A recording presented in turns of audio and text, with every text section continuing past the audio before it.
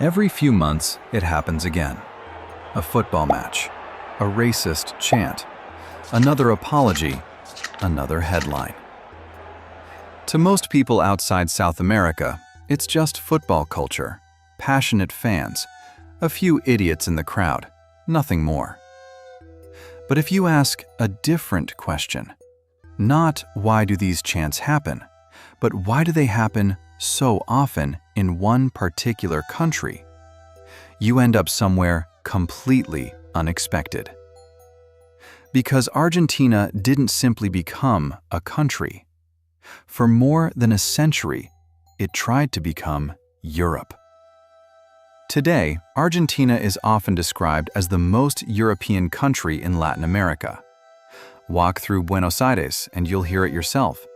Italian surnames, Spanish accents, French architecture, German schools.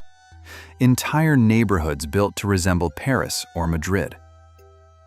That image wasn't an accident. It was a national project. During the second half of the 19th century, Argentina's political elite believed that the country's future depended on becoming more European, not only economically, but culturally and demographically. One of the most influential intellectuals of the era, Juan Bautista Alberti, famously argued that to govern is to populate. Populate with Europeans. The 1853 Constitution encouraged European immigration. Over the following decades, millions arrived, mostly Italians, mostly Spaniards, but also Germans, French, British, Swiss, and many others. By the early 20th century, Argentina had received one of the largest waves of European immigration anywhere in the world. Buenos Aires transformed almost beyond recognition. The country became richer, the cities grew, the economy exploded, and a new national identity slowly took shape. Argentina wasn't just another Latin American republic. It began telling the world, and itself, that it was something different, almost European. There was just one problem. The story Argentina was telling the world wasn't the whole story. Long before millions of Europeans arrived, Argentina already had an African population. They had been brought across the Atlantic as slaves during the Spanish colonial period. By the late 18th century, in parts of Buenos Aires, people of African descent made up a significant share of the population. They built churches, they formed mutual aid societies, they fought in the wars of independence, they helped build the country. Today, many people outside Argentina, and many inside it, believe that Black Argentines simply disappeared. You'll often hear the explanation repeated. They all died in wars, or they all died during the yellow fever epidemic. It's a simple story. It's also incomplete. The reality was never a single event. It was a chain of events that unfolded over generations. During Argentina's 19th century wars, Black men were recruited in large numbers into the army, and many never returned. Years later, the yellow fever epidemic devastated some of Buenos Aires's poorest neighborhoods, where many Afro-Argentine families lived. Neither event alone explains what happened, but together they weakened communities that had already spent generations fighting for survival. Wars did kill thousands. Disease did devastate entire neighborhoods. But historians point to something much larger. The country itself was changing.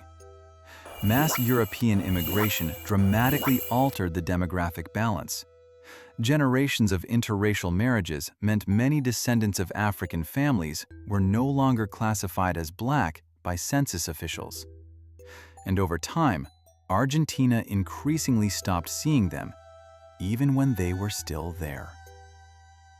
Communities survived, families survived, culture survived. But in the national imagination, they slowly vanished. As millions of immigrants stepped off ships in Buenos Aires, Argentina wasn't simply accepting newcomers, it was redefining itself. Government officials, intellectuals, and newspapers increasingly described Europe as the model the country should follow. Modern, civilized, progressive, white. That last word was rarely written as openly as it had been decades earlier. It didn't need to be. The message was already understood. Argentina's future looked across the Atlantic, not across its own past. School textbooks celebrated European immigration as the birth of modern Argentina. Architecture borrowed from Paris. Politics borrowed from Europe. Even the country's self-image changed. By the early 20th century, Argentina had become known as the European nation of Latin America. Many Argentines embraced that identity. Many still do. National identities are powerful, but they're often built on stories. Some stories become myths. One of Argentina's most enduring myths was simple: there are no black people here.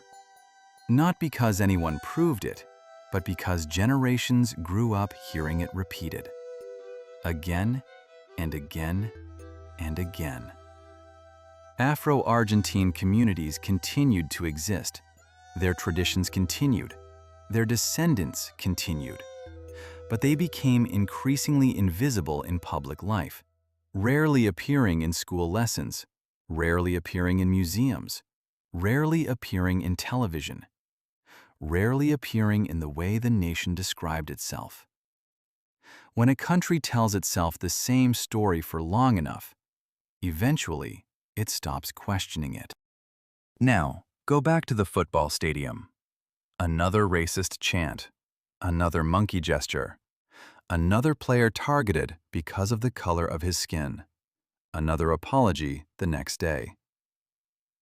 It's easy to dismiss these moments as football passion or to blame a few individuals. But history has a way of echoing. Ideas about who belongs and who doesn't don't disappear overnight. They become habits, assumptions, jokes, silences.